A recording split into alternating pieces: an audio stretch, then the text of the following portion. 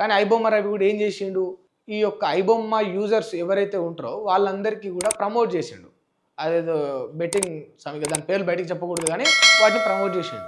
అందుకు మనోడి మీద కేసు వేసారు, వెంటనే యాక్షన్ తీసుకుంటారు. ఇప్పుడు వీళ్ళెందుకు బయట తిరగలుగుతా ఉన్నారు? వీళ్ళందరూ ఇప్పుడు ఈ హీరో కావచ్చు, విజయ్ దేవరకొండ కావచ్చు, రాణా కావచ్చు, ప్రకాష్ రాజ్ కావచ్చు, ఇప్పుడు ఈ నటీమణులు కావచ్చు, సుందరిమణులు కావచ్చు, ఎందుకు బాలకృష్ణ చేయలేదా? ఇప్పుడు బాలకృష్ణ ఎందుకు పిలవట్లేదు చెప్పుండ్రి ఎందుకు?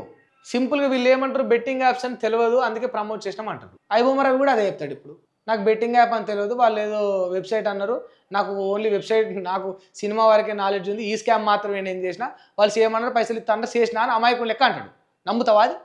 అక్కడ నమ్మని నువ్వు ఇక్కడ ఎట్లా నమ్ముతున్నావు? కనీసం నీకు ప్రమోషన్ వస్తుంది, ఈ ప్రమోషన్ ఇది ప్రమోట్ చేయాలి, దాని డబ్బులు ఇస్తామంటే అదేందో తెలియదా? వీళ్ళకి చదువు రాదా? మళ్ళీ ఒక్కరు మైక్ పట్టుకుంటే మొత్తం ఇంగ్లీషే మాట్లాడతారు, ఒక్కరికి తెలుగు రాదు, అంత పాష్గా పెరిగిన వాళ్ళు. కనీసం వాళ్ళకి ఏది బెట్టింగ్ యాప్ ఏది కాదో తెలియదా?